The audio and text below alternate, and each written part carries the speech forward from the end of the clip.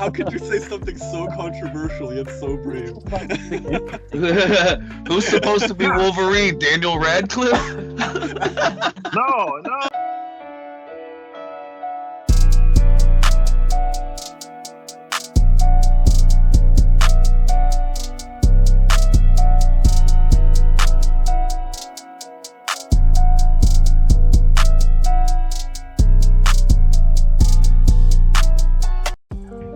Hey guys, welcome to Show and Tell. Tonight we have with us Alfred Page from Page One Comics, creator of Blowtorch, Pinpoint, Chess. We love having him on here. What's up, Alfred? Thank you so much. We got Christian back with us. What's up, man? I'm glad to be back. We're putting in double time up there at Disney, man. Yeah. Worthless bastards. What's up, Logan? Thanks for coming back, man. Yeah. Yeah.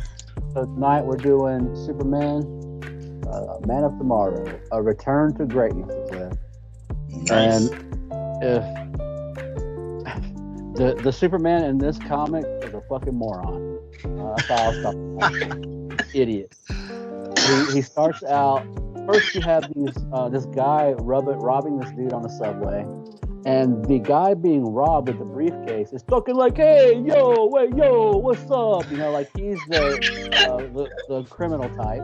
And then you have the criminal going, "Hey, man, why are you calling me that? Don't talk to me that way." Like he's talking like the businessman. So they got the dialogue completely flipped because you know the thug has always got that New York accent. They're in New York, you know what I mean? So they're playing on that, but they got it reversed so it doesn't fit. And just the whole sequence was stupid. But what really got me was when he caught the guy, you can hear the siren coming. He's like, "You're here, I'm coming." And with the cops in sight, he takes a fucking crowbar and he wraps it around this dude's arm. He's like, "All right, you wait here. They'll be here soon." They're right in front of you, bro. How are they gonna, like, you're causing more trouble to these cops. They have more shit to do than try to figure out how to get this crowbar off this dude's arm. Jaws of life to get it off. You're right. Stupid, man. They're not even thinking about it. And then the cop is like, "Oh, well, he's got to go, you know. Hey, there goes Superman. Well, where's he going? Well, he's a busy guy. I wonder what he's thinking about." And of course, they have to let us for 3 pages. It feels like 3 or 4 pages.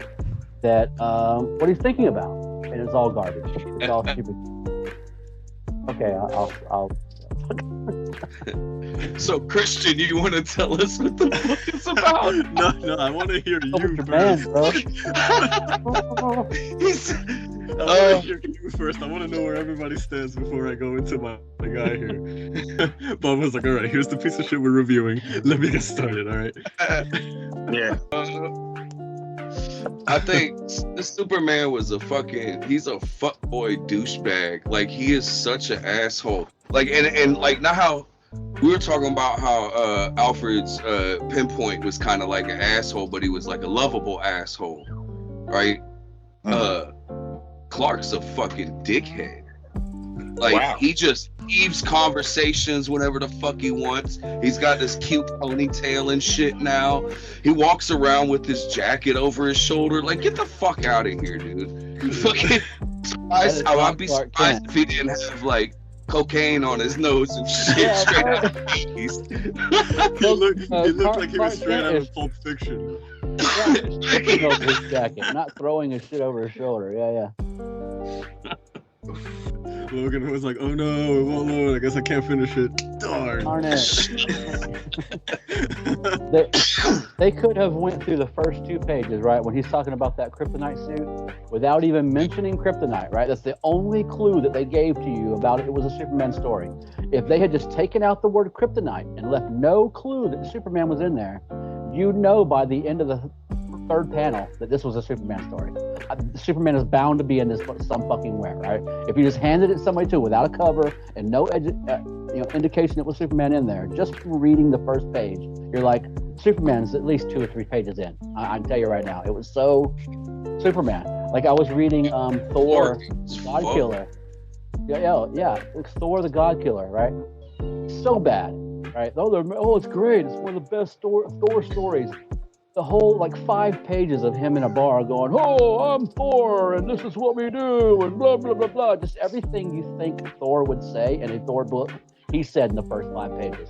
Just try and conceive anything you think Thor would say, and he said it through the whole book. There was no real conversation going on. It was just whatever you think Thor would respond to that question, that statement, or that situation, and that's exactly what he did.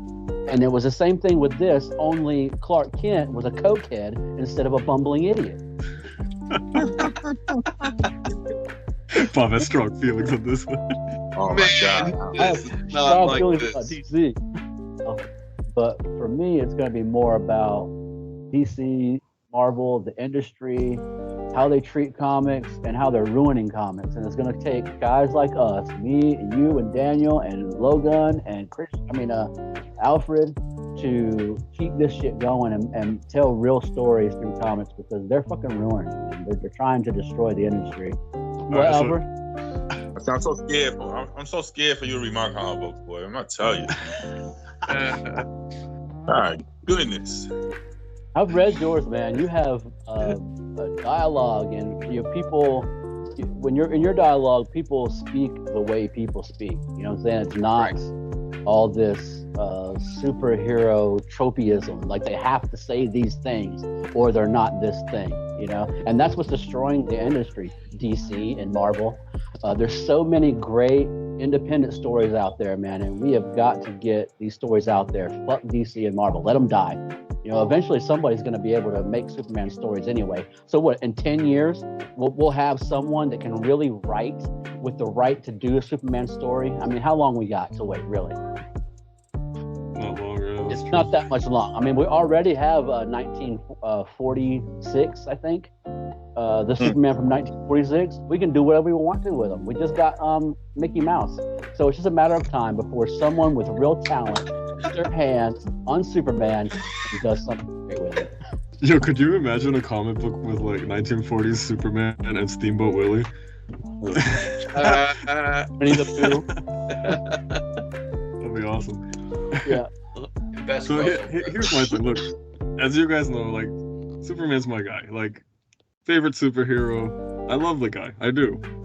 But I didn't enjoy this comic. And the reason I didn't enjoy it is to me it's too outdated. If I had been a kid in the 1940s reading this comic, I would have been like, oh my god, this is so fucking cool. You know what I mean? Like it would have been an amazing story then, but I think this comic came out in like what, 1995? 94. Yeah. Yeah, so like even then it was already 20 years too late. You know, by then it was already a dated story. So even now it's really hard to enjoy. What really bothered me, I think, was the dialogue. I hated, after reading all these indie comics that are actually telling stories where I have to sit here and kind of guess what's going on and piece the puzzle together. Reading this kind of comic where they're literally just telling you everything because people just go around speaking their intentions out loud all the time. No, I can't stand it. I'm like, oh my god, this sucks. Like the fact that like Superman would just be flying and he's just like actually speaking to himself. I'm like, you know, sometimes they did thought bubbles and I'm like, all right, cool, I can take thought bubbles. You're thinking to yourself, we all do that. But there were times where characters were literally speaking what they were thinking. You know, and I'm like, no, man, like that doesn't play anymore. And then the little things that like Bob pointed out, like how, you know, he did this thing with the crowbar. It's like that's unnecessary. The thing is that the comic, like I said to Alfred earlier, if you've read any Superman comic ever, it was this comic. This comic was no different in any way, which I think was a problem because it's a very dated style of storytelling. And yeah, sorry guys, my kids are in the background. But yeah, it's a very dated style of storytelling. And then, you know, on top of that, you're just frivolously throwing stuff in there that isn't necessary just to show what Superman can do. Yeah. You know, like that Right. thing with the crowbar, it's just to show that he can bend a fucking crowbar. That's it, which is like such a standard Superman trope, you know, like him breaking everybody knows chains and bending a crowbar and all this shit. You know, and then Another big thing that bothered me was like what you guys mentioned earlier. That's not Clark Kent, like at all. There's nothing like that guy looks like he's straight out of Pulp Fiction, you know. He was just thrown into the Superman story, Yeah. but that's not Clark Kent. And the fact that he had that ponytail, I'm just like, really? Glasses aren't enough to disguise you. Now on top of that, you got the same length of hair, bro. And people don't know that you're Superman. Maybe Lois Lane wanted to change. Yeah, Hey, why don't you let the hair grow out? You gotta let this grow out. right. I had a really big problem also with the art. There were some shots where the art was kind of cool, but there were other shots where honestly it could have been better. Like the one thing that really bothered me was this fucking dog. Like what the hell is that? Bro, that was the ugliest damn dog It's the ugliest damn dog you've ever seen. I don't know what type or what the fuck it is. I think it was supposed to be a golden retriever. That's like the closest thing that I could see, but it looked like it was like crossbred with a horse or something. I don't know what. The golden deceiver, what that was. That joke of the century right there. And then, the other thing was that they're trying to put too much into the story. Like they interested me with like, oh, Jimmy Olsen's missing. But then now there's also this Contessa. And then now there's also Lex Luthor. And then now there's also this and there's that. It's just, I'm like, dude, it's too much. I just pick one thing and stick to it. The fucking asterisks. Like you got an issue 1, right? And then you put asterisks so I can read some other 5. It's like 5 pages. I told you to read this other, and it's like issue 700 and shit. Like, bro, we got it's too much. You know who else did that? Understand the context of this page. You know who else did that? Fucking Ash. And Ash was trash. I stopped reading comics around 91, right? That's when I smoked weed and got laid and grew my hair out and all that shit, and got cool. So all these stories are new to me, and I'm glad that I'm not sure I would have enjoyed the 90s era. I gotta say, had I, of course I wasn't reading, but had a chance to read something like Blowtorch for the first time back in the 90s, that would have got me going in different directions, other than just thinking, because back then it was just Superman, Spider-Man, Batman, you really really didn't think about or consider indie comics back then. Not even But Image came out. I think Image started out in the 90s, so. Yeah, Spawn, yeah, Spawn started their whole fucking thing, Todd McFarlane.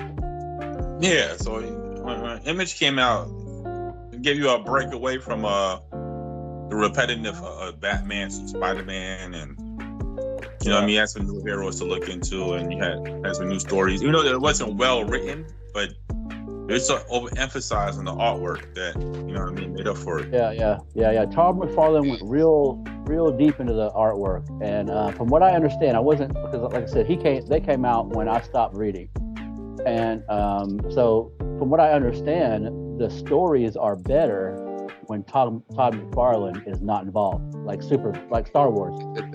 When George Lucas keeps his nose out of it, it's not a bad story, But that's what I hear. That's what I hear. Star Wars. I thought there was nothing after Return of the Jedi that was really like, it's just you only watch the newer shit because it was Star Wars shit. You watch Return of the Jedi, New Hope, and New Empire Hope? Strikes Back because they were good stories. They were the New Hope. Yeah, New Hope. Yeah. New Hope. Oh, New Hope. Yeah, New Hope. Daniel. All right, we just lost Daniel, and we're not gonna brush over the fact that he was like New Hope. Like, I forgot what the hell. The Todd McFarlane. Yeah, but I hear that Todd McFarlane kind of held the stories back with his writing.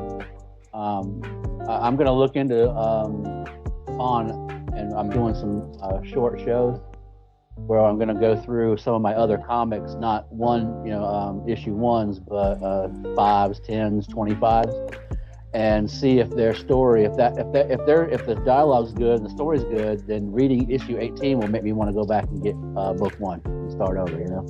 So I'm going to start doing those, and I've got Spawn number 3, but I'm not sure what narrative it is. I'm positive it's not the first one because it's got Spawn and Gunslinger Spawn in it, and I've got Spawn. Spawn. That's not first edition. That's the It can't be. Yeah, that's that's new. The new line Spawn, Gun Spawn and Gunslinger, and they got what was the other one? I've got number like 341 or some shit too. It's got 3 different Spawns in it. Medieval Spawn and all that nonsense. Yeah. Medieval Spawn, yeah. I lost sight of my point because I'm drinking and smoking. Go ahead, whoever wants to speak next. So like I left off with this whole Clark Kent thing. The Clark Kent thing really did bother me because for me that's if you're writing a Superman comic, you have one fucking job, and that is to mark a clear difference between, Superman and Clark Kent. When you think about it, the main reason why people love Christopher Reeve's Superman so much is because of that. It's not so much that Christopher Reeve was this amazing actor. I mean, don't get me wrong, he played the part very well, but when you think about it, like the way he played Clark Kent versus the way he played Superman, the contrast was, startling. It was like 2 different people. But in this comic, I felt that Clark Kent and Superman were the same person. Yeah, they were both douches. But they were all both like Mr. Suave. I get Superman, he's Mr. Suave, he's Superman. But Clark Kent with the jacket over the shoulder and the ponytail and all that, I'm just like, no, man, come on, that's not Clark Kent. Annoyed the shit out of him. And the way he spoke and everything, there was nothing about it that spoke to me like that classic Kent and Superman duality. If they don't stick to the science of Clark Kent's a nerd and his Superman is, like Clark Kent's a buffoon. Yeah. Nerd style, I literally watched a video the other day that was showing how Christopher Reeve played both parts, and there was this one scene in the second movie where he wants to tell Lois Lane, and he's like in her apartment. She goes to her bedroom, and he's Clark Kent. He's like all hunched over and playing this nerdy guy. But then he takes off the glasses, and all of a sudden his shoulders broaden, his jawline freaking changes. He becomes this whole other man. And then he starts saying oh, Lois, there's something I want to tell you, and you're just all you see it happen before your eyes. He turns into 2 different people. That should be very clear if you're writing a Superman comic. If you're not doing that, you're not doing your job. If you remember in Superman 2, when he was in the bar, when the guy beat him up in the bar, and he lost the powers. Yeah. You could the way he plays off Superman when he's not playing Superman was so different. Yeah. And the strength that he showed when he played Superman. So yeah, there's a big difference. Mm-hmm. And if they don't keep that science in the comic book, then it loses its point, because that's the whole point, that why nobody can recognize him. It's not because of the glasses, it's because of the way he presents himself. Yeah, because that was really my main problem also with Henry Cavill, because Henry Cavill was a great Superman. Find him! Save Martha! But his Clark Kent sucked. Clark Kent from the Daily Planet. I didn't like him as Clark Kent for that reason. I didn't like him as Superman, so. Well, we can agree to disagree on that one, Alfred, but. The last guy, you said Henry Cavill, the last one, right? The last guy before. Yeah, the most recent. I mean, he's alright, but the movie was stupid. It was alright. I think the movie was dope. Yeah. It didn't do, well, as usual, it didn't do Superman justice. I agree with Christian. His Clark Kent was off. The reason I liked the Superman the way Zack Snyder did, I liked Man of Steel. I didn't like everything else. Everything else was garbage. One thing I liked about Man of Steel is that they explored a side of Superman that comic books don't explore enough, and movies also don't explore enough, and that is the fact that Superman's has this god complex, but in the opposite way, in the sense that like he is this superpowered being living in a world that's like to him it feels like it's made of toothpicks, because if he even looks at something too hard, it'll break. And I like that Henry Cavill's Superman explored that side of Superman, where it's like he has all this power, but he's insecure about it all.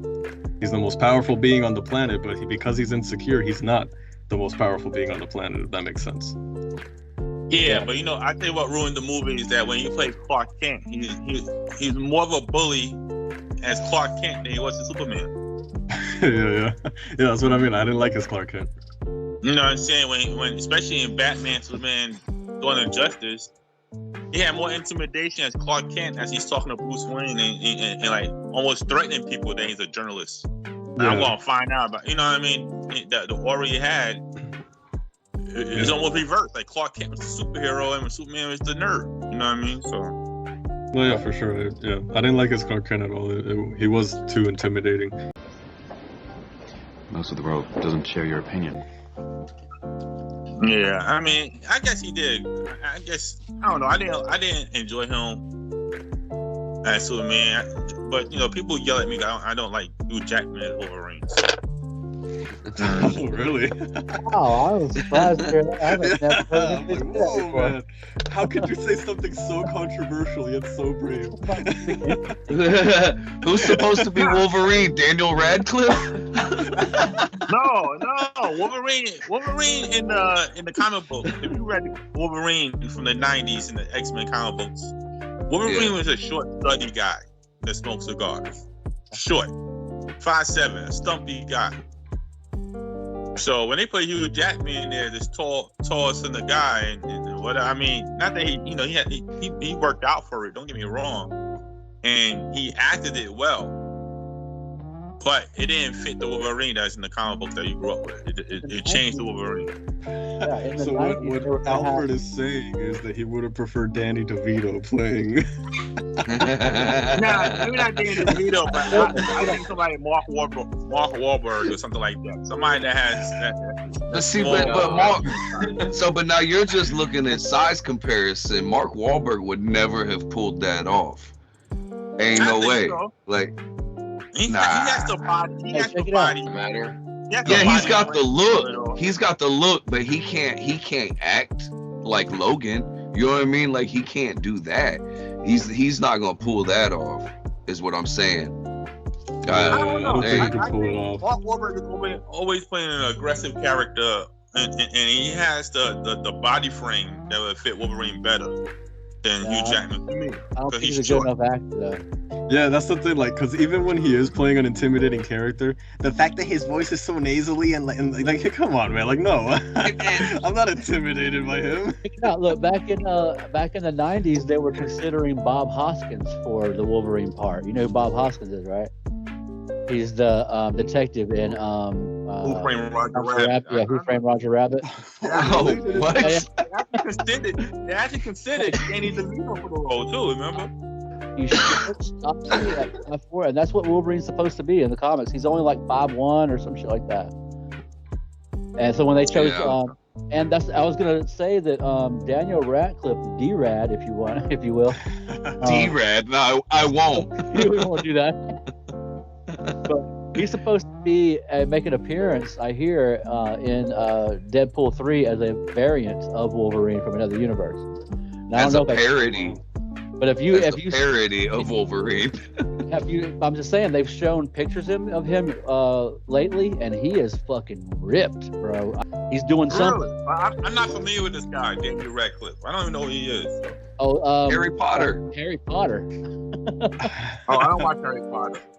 Well, you know who he is. Well, it's that kid. The kid from Harry Potter, the one with the glasses, Harry Potter himself. Yeah. Oh, the main character. Yeah. He's probably like 5'5" or maybe 5'6" or some shit. Yeah. Yeah, he's the guy that looks like he could be Elijah Wood's brother. For sure. But he's been seen on set, and the rumors are that he's going to be a variant. And I've seen photos of him, you know, chasing the dark corners of the internet. Very weird. Looking for D-Rad porn. So I'll tell you the other thing that bothered me about this comic with Superman is that I feel also that if you're gonna do a Superman comic, you have just one job, and that is to make it visually interesting. And this comic was not visually interesting. There were so many pages where I felt like they failed me as a reader. Not only as a reader, but they failed me as a Superman fan.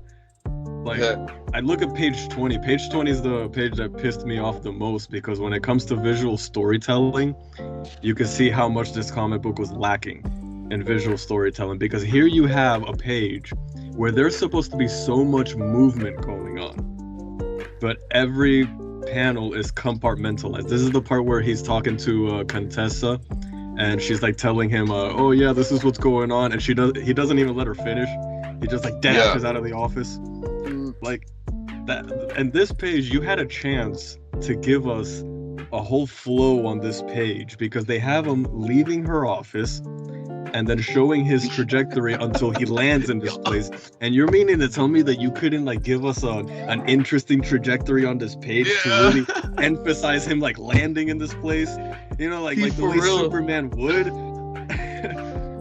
The like, panels looks like he's running from an alligator. Like he's zigzagging back and forth. Right, no, the whole thing is just like, I don't know, like visually that was not interesting. Every panel was its own thing. It did not feel like they were working as a unit, because there was no thought in the trajectory that they gave him. Like, yeah, he dashes out of her office, but then in the next panel, you, like Dan said, it's just this zigzag, you know, like where he clearly didn't fly just a straight shot. He decided to like bank a few times for no apparent reason. It was some time to think. And then, of course, you know, they had to do this Superman trope thing where like, they didn't do the whole, oh, it's a bird, it's a plane, it's super. No, they didn't do that. Instead, they were like, oh, do you think that was a missile? No, man. Like where the fuck would a missile even come from? You're not in a war zone. You know what I mean? Like it would have been enough for the pilot to be like, whoa, what was that? You know, because that's cool enough as it is. But to be like, oh, was that and it wasn't just a missile. He was like, was that a cruise missile? Like it was so specific. Heat-seeking Sidewinder? Yeah, just like, was that an intercontinental ballistic missile? Like, what was that? No, man. Von Braun? And then it's just like, oh no, that had to be Superman. But then what's he doing in this panel? They're showing him from this weird up angle landing. Like, if you're gonna be like, it's Superman, give me a panel and show him like freaking like sticking the landing on crashing down, you know, like crossing a crater or something. Like, give me something that makes it visually interesting. But they were lacking on this. They were just trying to like move the story forward, because they had so much dialogue to get through. That they were just like artistically rushing it. The thought bubbles about his fucking parents was literally took up the whole page. On either side of him flying was just words. So much nonsense. Yeah. And, oh my god, and can we talk about the last page where friggin' Lex Luthor's just standing there? Bro, he legit looks like he's out of some telenovela, fucking evil twin to Mr. Clean, fucking returned from an island somewhere. Like, I have never, everybody makes jokes about bald-headed people looking like Mr. Clean. I have never seen somebody look so much like that motherfucker. Oh, I could look at his pants. What's going on with his fucking pants? What's wrong with his pants? What is happening down there? I don't understand it. Is this some kind of design? Is he got his the front of his pants hiked up and jacked in, tucked in? Like, I don't understand what's going on. He's a shower, bro. No, like, what Bob's saying is right. Is like the way that the artist did the drapery, it shows that he had like no understanding of how clothing drapes. Yeah. because For it sure. does look like it just bunged, like, you know, it's all scrunched up. You know, What really like bothered me about that one shot is that here he just this one frame, him standing there. The guy barges in and he's like, "What's going on? Are you all right?" And he's like, "At this moment, I feel stronger and more vital than I have ever felt before. And as for whether things are all right, well, that remains to be." Nobody talks like that. Then he's just standing there saying all that. Standing and at just, attention. standing there waiting for him to like answer because it's a very long-winded reply. I'm like, dude, come on. Like nobody talks like that. If you're gonna go, like, say, if I'm gonna write a comic book in the '90s, right? So it's 1994, and someone says, "Bob, write me a Superman comic." Okay, and just gonna sit down and start writing a fucking comic? That's what happened here. Like, this is what happened right here. So you go back and you start reading comics from the '70s, the '80s, you know what I'm saying, into the '90s. You get a feel for who this character is, because these people have no idea who these characters are. Like, we just did TMNT. It was the same fucking thing, man. These guys had no idea who the turtles were. There were Right. 2 turtles in it. You know what I'm saying? Like, there were like a page and a half of turtles in the whole book. And these guys had no idea who the fucking turtles were. What? I just can't even. This is worse though, I think, man, because like the art, like Christian was saying, even the lighting is off on every fucking shot. The colors are off. That, like, there's so many pages where the color doesn't even make any fucking sense. Well, the And color, it's- the color really had there was no thought process behind it, because I tried to pick that out to see if they like used it to set moods and stuff, but they took a color palette from 1970s Superman comics And just used every color. and just splashed it on there. Yeah, like there was no Yeah. thought about it. Yeah, that's Like those guys that take buckets of specific paint, but then they actually turn it into art. These guys thought they were Right. creating. I thought they were creating something. I don't know what they thought they were doing. DC. Nah. So they've been fucked since the '90s. I'm glad I dipped out when I did. And thank God to Alfred that they didn't come to you and be like, "Hey man, let's take Blowtorch and fuck him all to hell and back." Oh, and then oh my god, and the whole thing with Jimmy Olsen. At the beginning they had me, oh, Jimmy Olsen's missing. I'm like, oh shit, okay, this is kind of interesting. It's personal. But then all of a sudden the comic book turns into, where's Lex Luthor? It's just like, well, I'm sorry, what happened to Jimmy Olsen? You still haven't You found him. didn't see the asterisks? You had to read issue 1236 to find out. You Who is don't. that? They're not gonna talk Oh, about yeah. Jimmy. You need to know. They ain't about to tell you. They got too much other shit to tell you about first. No, man. That people go up the comic. But I'm just gonna stop reading it this one. Yeah. We will give other chances to other Superman narratives. You know, we're gonna do that. But Oh, are we? Oh, all right. I guess just out I of mean- respect for Christian. Yeah, It's you know, like, let's give my guy some credit. You know, like, Superman's Superman. It's not his fault Yeah. they got bad writers. It's not his fault. a segment on the show to add to our playlist. So it's gonna on Thursdays we're gonna be doing DC. So we're gonna be alternating Thursdays, right? So one Thursday we'll do DC, then we'll do Marvel, and then we'll do Image. So we're covering the books that we're not covering in our weekly show, the random show. So I'm sure we will run into another Superman narrative eventually. I hope so. This needs to be redeemed somehow. I don't hate Superman. I mean, look, that's one of my favorite posters is right there. You know. Actually, it'd be cool if we could do one of Alex Ross's Superman comics. That would be cool. But yeah, I mean, that's pretty much all I had to say about it. You know, like, the art wasn't amazing, so I'm not raving about the art, and the story just. I love Superman, but this just wasn't it. You know, like, they didn't It's tell. boring, and there's just nothing special about it, in my opinion. I actually enjoyed the TMNT book more than I did this. Yeah. That's why I Okay. said this one was definitely worse. So that's all we got on tonight's show with that shitty ass Superman story. I would recommend it all. And if you were to run into one of these floating in a gutter somewhere, I would say just let it float on by. Fair enough. They all float down there. Logan was like, let it burn. Anyway, I'm not sure what we got next week because we just changed the schedule because I read this shit right here, and I'm not gonna force everybody else to go through it. I started to, and I fucking wholeheartedly agree. Yeah. I must say the art was pretty cool looking. I'll put a cameo up in here so everybody can see and you can make a decision on your own. If you see that in the comic book store, just walk on by and spend your money on something else. Flip through it and get the synopsis. It pretty much tells you everything in the first 2 pages. Like, Dude, they had a whole family tree. Like, I just like, no, I am not. For this show, I read the whole book, but I am not reading that. I don't give a fuck what your aunt was doing in 1940, man. That's nothing to do with the story. Oh, she's a good cook. Who gives a fuck? Anyway, sorry, the guys. one at the very top said, I never met him. Then why are you talking about it? It's all hearsay. All fucking hearsay. There, we reviewed it. Carry on. Yep.